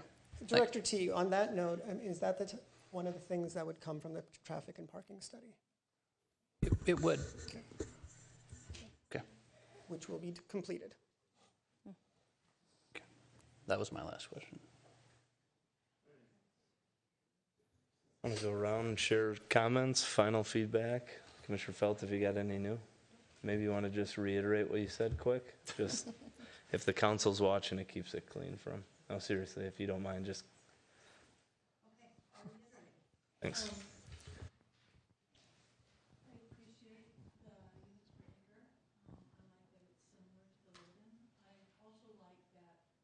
Part of the site is on 169 and the townhomes are on the east side. It's not as large a project as the Loden. I think the Loden is 250 units. This is 89 units. I like that the parking is underground for the building, and I like that it's between the buildings for some kind of visitor kind of open spaces. I like where the playground is. I like that the playground has a view to the east and can move over to that east side. I like the connection to the trail. And my other thoughts are around affordable housing in general. I think people should be able to live close to work. I think it's difficult sometimes to find places close in the city for work. I think there's opportunities really close to here for work and up and down 169 for work. And I also think there is dignity in whatever work you do. You know, if you're working 40 hours a week and making $15 or $20 an hour, $45,000 a year, you still have, still people want to live decently in decent places. So I think, once again, the dignity in work. I mean, just because everybody can't afford a house with a yard doesn't mean they can't live in a good neighborhood, in a good city, and go to good schools, and have a place to kind of ride their bike and be a part of the community. And I also like that we are distributing the affordable housing throughout the city. I wish there were more opportunities to do that, and I hope we get to do that in the future with some of the things that we have coming up. And I think there was one, I really like that there are townhomes on the east side of this, and that it steps down towards the neighborhood and kind of steps up towards 169. And I think that was asked, the townhomes were asked by the city council, and I appreciate you responding to them on that one. There you go. Yeah, so I think that the fact that you meet the parking requirements suggests that there'll be plenty of parking for this, because Edina has pretty high parking requirements. And the fact that you've got so many multi-room units, you're not going to have, you're not going to have 2 cars per bedroom, the way you might have with a single bedroom or whatever. So that all sounds very reasonable to me. So actually, one question just kind of popped up. When you have a affordable housing project, so the parking is included as part of the price of rent? It is? Okay. Yes. Okay. So I also like, reiterating some of the things that Commissioner Felt said, but it is close to transit, and as your diagram pointed out, there's going to be, when it opens someday, it'll be within 3/4 of a mile of that, which is very convenient. It's easily bikeable. Walkable, it's kind of long, but bikeable, it's easily bikeable. Or even if you take a car there, right? Or if a member of the household, one uses a car, one uses transit, that sort of thing. The trail is right there, so if they have a job that's in Edina or near Edina or along the trail in Hopkins or Minnetonka, they can easily bike to their job that way. So it gives a lot of flexibility. This is a really great area to have affordable housing. It's kind of unfortunate that it's right up along 169. But there are plenty of apartment buildings in the cities that are along freeways, so apparently it's not a problem. Like I said, I was a little worried that the density seems a little low for an area like this, where you're right next to a highway and there's, you know, very tall buildings across the highway there. I thought 5 stories was fine for this area, but this is a nice project. And as Commissioner Felt mentioned, the tot lot not being on the highway is a nice thing. And overall, I think it's a great place. Unfortunately, I think this will be the most affordable housing we'll probably have in this quadrant of Edina. So there's not a lot of places to build affordable housing. So I guess I'm glad that it's 100% affordable for that reason. But no, I think this is a nice project in a perfect location. Thank you. Thank you. Okay, so comments here will be 2 parts. The first part really has to do around the actual sketch plan, since that's the most important thing that we're going through tonight. So I think from high level, this is a massive improvement over what we saw originally, which was really just a gray box. So there wasn't a whole lot to go on there. I think the addition of townhomes is, you know, a welcome one. The layout has much improved. I still am a little weary about, you know, the parking, and I asked a question there and where that goes, if that overflows and whatnot. You know, walkability around the unit, you know, so that people don't probably want to walk along 169, but if you can put a path completely surrounding this property, I think it would be to advantages of the resident and the property to the north if they want to go, rather than go around your unit, to cut directly back through. So overall, I think, you know, what we're aiming to accomplish here is good. The second part about this, and, you know, it really is more for when we get into discussion about approval and whatnot, but I think it's worth mentioning. So, you know, there's definitely thoughts about the fit of this particular development on this particular site. You know, I had the privilege several months ago to meet with a group of residents from the area who were kind enough to talk with me and drive me around and share their ideas for what they envision of the future of their neighborhood. You know, and it really was that experience that led me to become one of the chairs of the small area plan working group, right? And I'm looking forward to that opportunity and continuing that discussion with those residents. And it, you know, I'll address the elephant in the room, right? So I think there's a lot of people here tonight because we're talking about affordable housing. But there's a lot, I think we want to avoid making assumptions about that. So if you've already decided that those who are opposed to this development are doing so only because it's affordable housing, right, then I encourage you to keep an open mind and really talk with the residents in the neighborhood and just listen to their thoughts on what they have to say and what they're looking for and whatnot.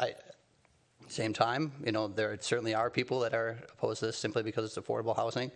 And if that's the case, right, then I encourage those people, to talk with the Edina Neighbors for Affordable Housing, listen to what they have to say. They have a lot of fine information that they've shared with me in the past, and with our council and stuff, in terms of what does affordable housing look like, what does that truly mean, where do the numbers from the Met Council come from, et cetera, right? So it's not just, you know, I think there's a lot of people, and a lot of dialogue has gone, emails and stuff have been sent to us saying people are only opposing this because it's affordable housing, or vice versa, right? And that's, I think, it's not really the truth, right? Like I said, I was the only planning commission member to meet with the residents of the neighborhood and receive that feedback, but it certainly didn't none of that discussion centered around affordable housing. It really centered around what do we want to see in our neighborhood going forward. And we talk about the timing of the small area plan, right? And people think it seems reactive or almost, right, it was intentional to push back and push that forward to try to delay this development. But I mean, to be honest, really, right, it's change that spurs action from communities, right? When they are faced with the threat of change, that's when they finally are say, wait a second, what do I want my neighborhood to look like, right? So this site, you know, it's the area surrounded to the north, the south, and east by residential zoning, and it's really one of the few parcels of land in West Edina that we have that's dedicated to something other than residential use. when I think about the comprehensive plan, I looked through a lot of different things to try to help shape my opinion tonight. One thing that I came across was a Vision Edina survey result. So we talked about, said that 52% of residents, survey respondents, had a strong preference of live and work local options in contrast to commuting elsewhere, right? And Commissioner Felt mentioned that, but really, we don't have many opportunities to work in Edina if we keep ceding PID and PCD districts to residential areas, right? So as somebody that has to travel quite far out of Edina for my job, if we're eliminating PID and eliminating potential business nodes, right, then there really doesn't exist many opportunity to work within Edina. You are forced to travel.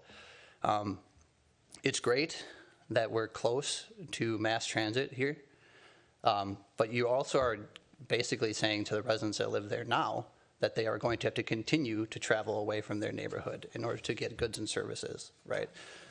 So I think that's, it makes me pause a little bit. Another thing here, I was reading again through some of the documentation associated with the workshops, the comprehensive plan. One of the workshops that stood out to me was the Big Ideas workshop. And I think, Commissioner Miranda, it looked like from pictures that you may have been there. You can correct me if I'm wrong. But some of the ideas that came out of that workshop and that were highlighted in big bold lettering were neighborhoods all need a node. Nodes should be different. These are all on Post-its, so sorry if it sounds disjointed. But ability to get around without a car, make commercial development throughout Edina walkable, destination nodes, essential services in residential neighborhoods, mixed-use areas with neighborhood commercial nodes, gathering places, art galleries, gardens, enable live and work nodes attractive to emerging technology and medical device companies. There's quite a few, right? But I think it centers around really the fact that people want to have nodes that are worth traveling to, that are close to where they live. And if we cede this to residential development, it becomes increasingly difficult for that portion of West Edina and those residents to access resources without having to hop in their car or, I guess, mass transit if the light rail really, truly ever does come to this area. Maybe 27, maybe 28, 29, after another $2.5 billion perhaps. But so those are all great, well thought out ideas, right? And my problem is that this development really doesn't do any of those things. And it kind of undermines what we're trying to accomplish with that. So once we see that land, we really don't get it back. I think back to a couple different meetings that we've had in the Planning Commission. So if you're listening to me right now and you're not familiar with other positions that I've taken, when we had the discussion around the Cahill district, this is consistent with how I felt about that district as well. I don't like to see us continue to eliminate PID and or commercial opportunities for the city. Only 2% of Edina is actually currently zoned for PID and really allows for that type of use. We can do mixed use options here, but obviously you're a residential site, right? There is no potential really right now for restaurant, coffee shop, any really community engagement in this site. That's going to be left to the remaining areas that we'll have to then try to plan for in the small area plan. So that's a bit difficult. So yeah, I guess I keep centering around the same point. So the Cahill district, and then there was another review that we had about, there was a Moose Drool chocolate site that we talked about. And the discussion we had there, the developer stated that, and some of the commission members here said that the store would be a place, storefront would be a place where residents could intermingle, that it'd be a place that would bring a shared sense of community. And it was really cited as a selling point in improving that application. Again, with this development, I think we lose a valuable piece of land that can be used for community connection, for areas for residents to gather in and whatnot. So, we're certainly far away from an approval process. I do definitely struggle with, and again, it has nothing to do with the affordable piece of this, and it really just has to do with ceding continued land in Edina and making it basically a residential desert in terms of everybody has to now travel outside of Edina, especially if you're on the western side and not close to Southdale. Those opportunities are taken away. It'd be really nice if the 9 Mile Creek Trail actually had a destination on the western end rather than just the Opus campus or whatever. You could ride your bike there to get, haircut. You could ride to a hardware store, whatever it may be, right? It's great access for your residents, but if we open that up and say there's a destination at the end there, a node, that's to everybody's benefit too. So long-winded. Thanks for bearing with me through that, but it's definitely, it's like I said, I try to be consistent on here, and I struggle with this particular development on this particular site, right? We definitely need to achieve more affordable housing in the city. It's an admirable goal, but we need to make sure that we do it in the right place, in the right time, and whatnot, and what makes sense for all of our residents. So, thanks. Thank you. Thank you, Commissioner. Yes, I'm not going to, I just got, basically, the commissioners before me have covered all the points that I had. I do believe the PUD is going to be the right process, to proceed on this. But the view that you have up, really, the building height, the density, the parking, how it's provided, the playground, it's all captured. All of these have improved from the original project, and I think what you're showing here, I think, works. It's got the other view, which showed the kind of the topography, the height, especially how it related to the other buildings up and down. And then there was another one, kind of a street view. I think it fits in nicely. I think that townhome along, is that Lincoln? Yes. Gives it a very nice face, and the landscaping as it's shown, I think makes that a very attractive streetscape, going through. I'm on that section, on that bike path a lot. I think that is going to work very well. So I think the scale, bringing down the overall building heights and the townhome, it fits in. There's quite a change in elevation from the south to the going to the north. So it fits in very well. The one, not a number of curb cuts. I think there was a entrance into the property more like mid-block, now utilizing the existing driveway. I think that's keeps that street very nice and uninterrupted. So it's a good face, good scale. The issue, maybe for the issue with the sanitary sewer, I think that's going to be important. That's going to settle a lot of things. And the other one, affordable housing. I guess what I want to say, the small area plan. There's a city approval process. The small area plan is sort of, I see as being a part of what's going to help the city, for their approval. Then there's the project's own timetable. They don't, well, that's going to be the challenge, to get them to meet up, because I think the city's going to have to take the time. The small area project needs to be thorough, complete, and involved, and part of the council as well as the planning commissioners' deliberation. I don't know that what I'm saying, doesn't work, so it's all possible. And I think Commissioner Dye had a good, he talked about these vision, was it the big, it was some meeting, big ideas. And that's exactly right. This part is an element of the whole area. And I think residential here and the strip mall with its facilities and others, I think that's the big picture. That's how this neighborhood, how's it going to work? And I think this as one component seems to work with the other. So I think this could in fact be a real place, a neighborhood. As the neighbors feel now, it is, but it's been not on everybody's radar about,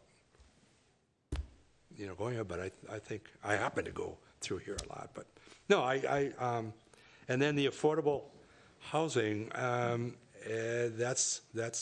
that needs to be worked out with the neighborhood and the group, and That's going to have to be understood. So that's my comments. Thank you. Sure, Bornstein. I'll be quick. Thanks for your presentation and for answering all the questions. I don't have any, you guys came here asking for guidance about whether to try to rezone to a residential designation or PUD. That's what I kind of took. Yes. I don't know that I have a clear-cut, strong feeling on that for a couple of reasons. One, based on the revised proposal, I don't have significant concerns about like the height, the deviation, the height, the density, setbacks, coverage, things like that. The deviations from whatever residential district you might ask to rezone to wouldn't be that significant on those points. The usable area, I think, would be different, and so if you elected to rezone, to seek one type of rezoning instead of another, you might want to think about, if you went that route, why the nature of the site, justifies deviating more on usable area than maybe in setbacks or something like that. But it's kind of up to you, I think, what if you want to apply, what path you want to take. The best thing about the project is the affordable component. It's obviously a huge priority for the city, super important for a variety of reasons.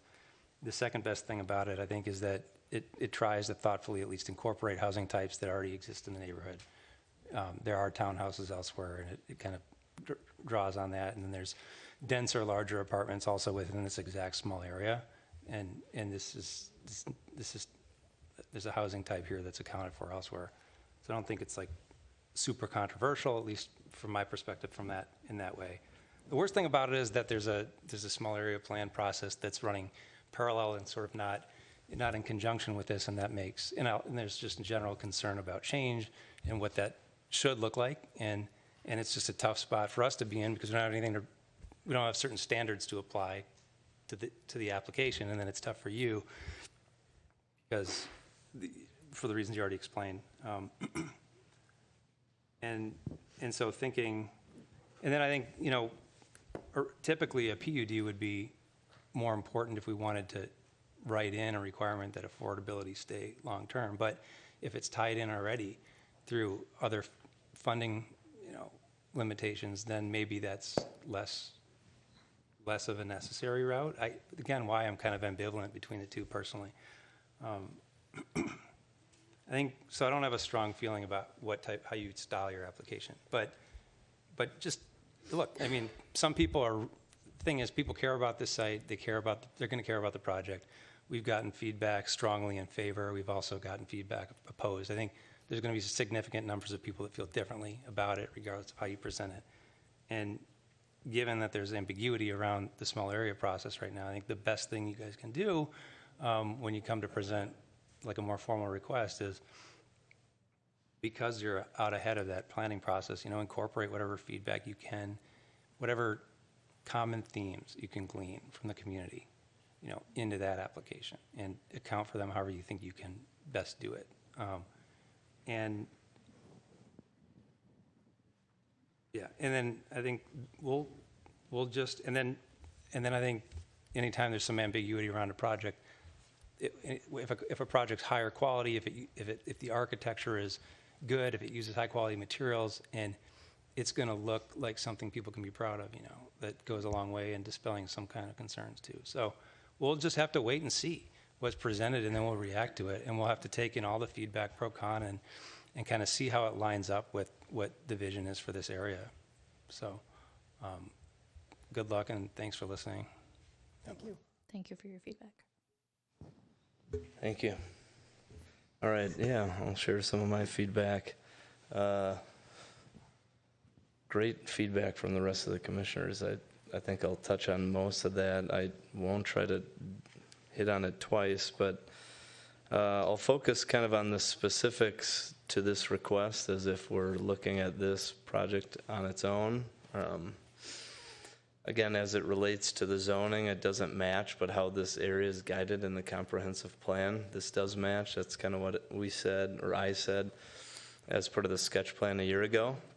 Why, it's at least some sort of sense of the community in this area was like more office or residential. It wasn't office or industrial, there was a potential to see residential here.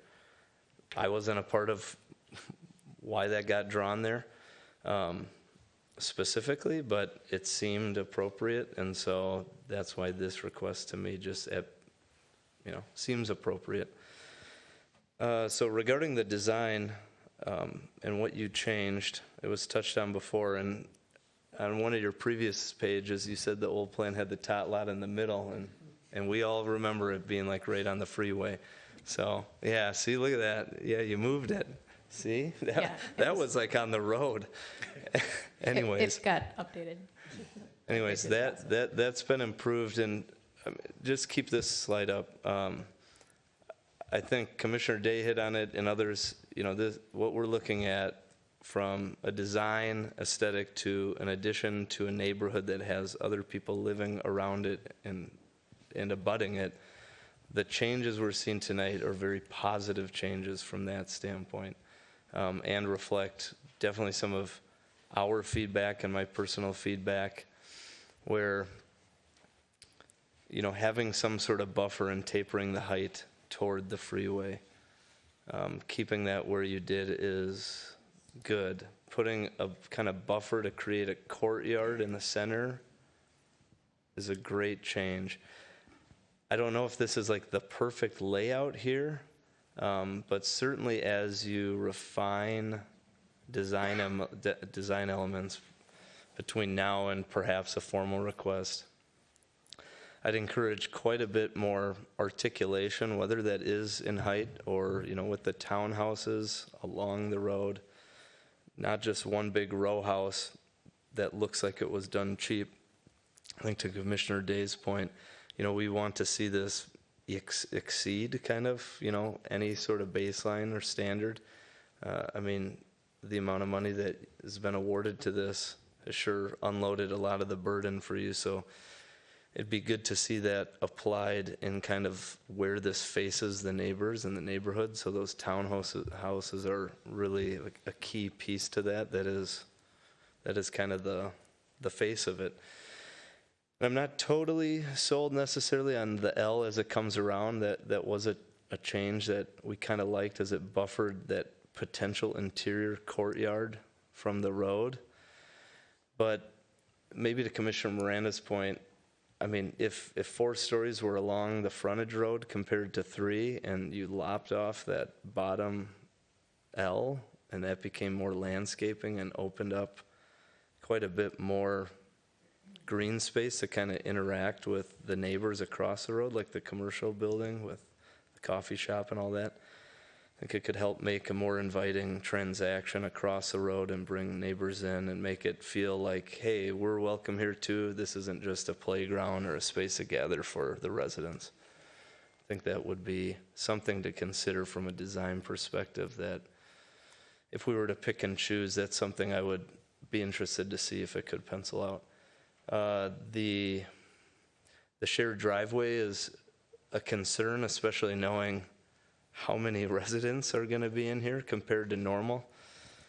So 374, that's a lot of people in 89 units. And this shows it better. So it looks like you have some parking spots. The other thing just showed gray boxes. Looks like you have parking spots along that shared drive. Thinking if that neighboring site to the north redevelops and that shared drive becomes more pronounced, I would almost see a sidewalk along that northern perimeter to allow people not necessarily to walk around the building, but more safely traverse what could be north of there. And thinking of the small area plan, if there's a lot of pressure toward maintaining more commercial or office or some sort of retail component, it'd be good to have this site ready to accommodate that instead of just rely on it not changing. The shared driveway or the shared garage entrance to just one garage entrance is a huge improvement. I'd keep it that way. Like you've removed all curb cuts from this project, basically pushed it to where it used to be. So that's key when it comes to the safety of the site and moving around it. I mentioned the townhouses and the street engagement. And so as I think about any project, even if I'm not like super in favor of the use or that particular site working for it, the biggest thing that the neighbors will end up experience long-term is that public realm around the site. So, you know, the sidewalk along the east side, make it wider than you think, have more landscaping than you think. Again, enhance those townhouse walk-ups so it's really nice. And then elevate that corner to be, you know, something that is more pronounced in like an open space. And that was kind of my suggestion of maybe pulling that building away and bringing more of the trees and landscaping and buffer into that. Make it just a little more friendly all around kind of that north, south, and east, west. I think for PUD versus PRD, this is one of those few I kind of side with Commissioner Bornstein. I'm not totally sure. I'd probably err on the side of keeping it PRD from the standpoint, like, we want to keep our zoning to match the comprehensive plan, and that's more in line with it. The advantage of PUD is if there's also like affordable aspects of the project, or the whole project's not an affordable one, where we want to kind of lock in that commitment longer than is required. But if you're saying you're required for 30 years, typically we lock it in 20 or 30 years, so that seems not as necessary and keeps the zoning more straightforward and in line with the comprehensive plan. I guess the only other thing I'd have for feedback is just with the small area plan, this is one of those, we're just in an unfortunate timeline right here for things.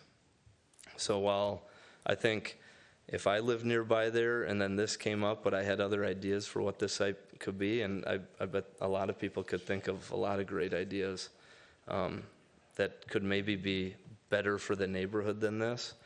This is also a great component to what the small area plan could house, and is kind of in sync with some of the other housing types. So I'm sympathetic to both sides, really, and definitely feel the tension on this. There is a huge balancing act.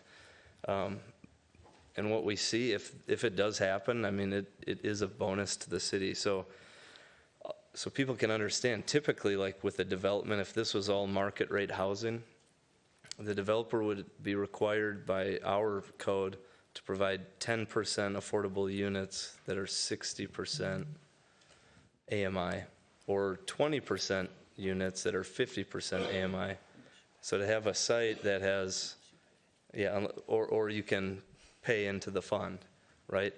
But we never see in any of those, or even affordable projects, this abundance of the 30% AMI. And I think it's a reminder of, if you were to build a market rate version of this right here, and say someone gets the keys to this lot and it's still guided the same, and they did that, there's no way you could build something that any of these people could afford, and that's evidenced by the amount of funding you've received, which is a wild amount. I mean, it's almost 30 million of the 38. So we have this incredible opportunity too, as a community, to house a lot of people that, I mean, we want a more diverse community. That's what most of the comprehensive plan feedback is. That's what we're guided toward, and this kind of hits that. Is it the ideal use of the site? It's up for debate, so I'm feeling the tension there on the high level, but regarding your plan, it's a market improvement from the first go-around, and I'd encourage to seek a lot of the community feedback between now and the formal proposal, and we'll really look toward what the city council has to say. They've kind of directed us in this area without much of our input, so who knows, a moratorium or something could happen. I don't know. A lot hinges on the sewer situation, and that could be so straightforward that it's a no, that none of this happens either. So there's a lot up in the air, but really appreciate your time and your proposal, and the community for coming out this late, this long on a snowy night. It says a lot. Thank you. Thank you so much for your time, your questions, and your feedback. Thank you. We really appreciate it. Thank you. All right. So the next item on our agenda is related to this, as we've prefaced it. It is the Small Area Plan Working Group green pin for this area. So, Carrie, I think you'll introduce it. I don't know if you have a presentation or if you'll just kind of go through the steps. Yeah, I'll just go through from here. So this is the action that we ask the Planning Commission to take, approve this green print, where we can now publicize that we're advertising to solicit members of the Small Area Plan Working Group. The objective here, as we've been talking about, is to complete a small area plan, ideally by the end of the year, but as we know how these things go, it'll probably trickle into 2025. So if approved this evening, we would post this on the website tomorrow, February 15th. The applications to apply for the working group would be due March 8th. And the date for working group member selections, which the selections are made by the Planning Commission, would be at your March 27th meeting. The goal here is to have the first working group meeting with staff, consultants, and Planning Commission, and the working group the week of April 22nd is the goal.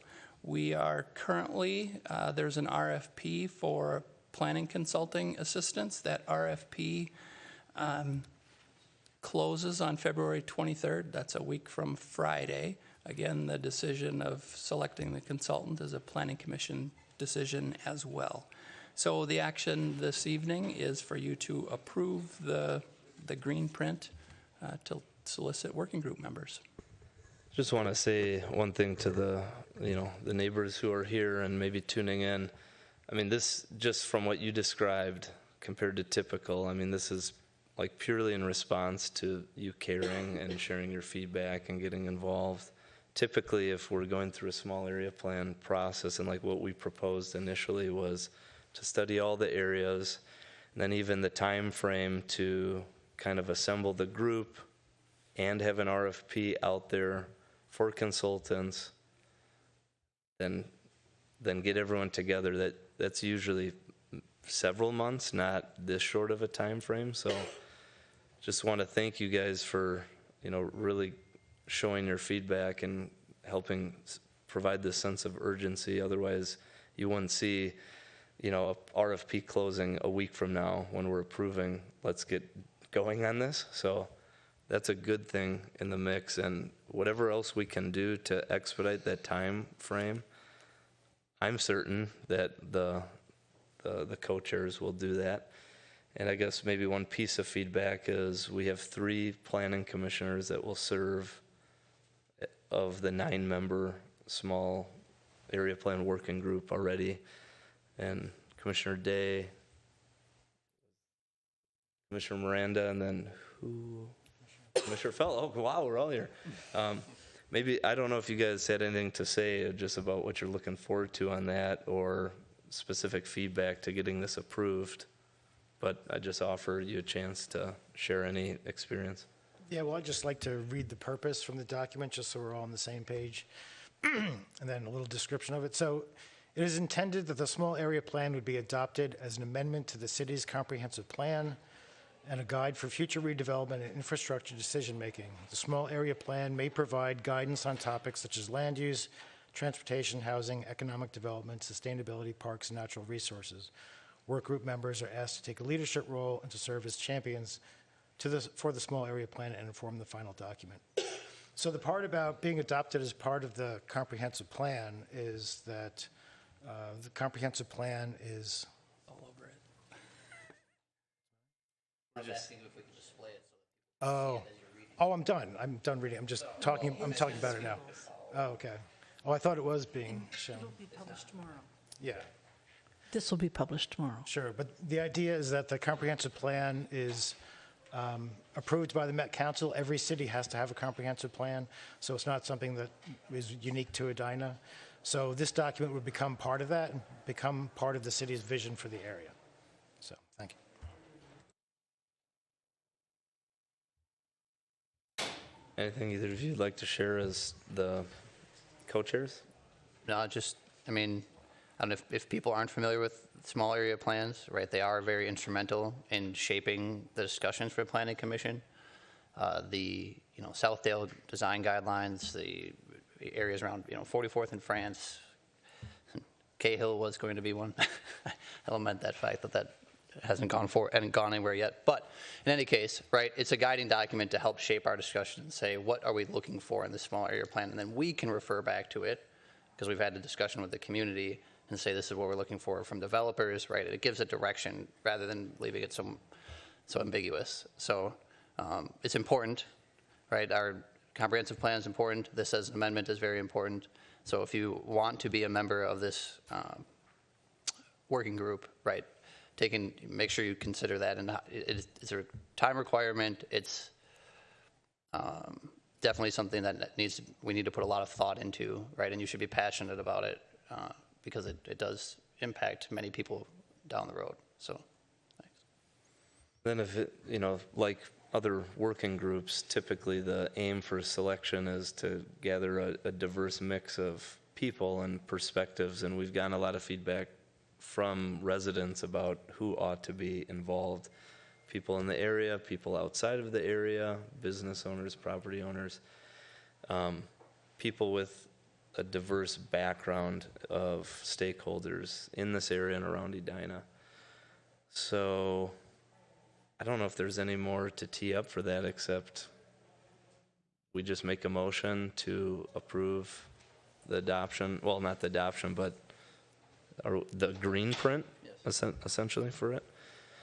So I guess if there is a motion to approve the working group green print for the Lincoln and Londonderry small area plan, now would be the time.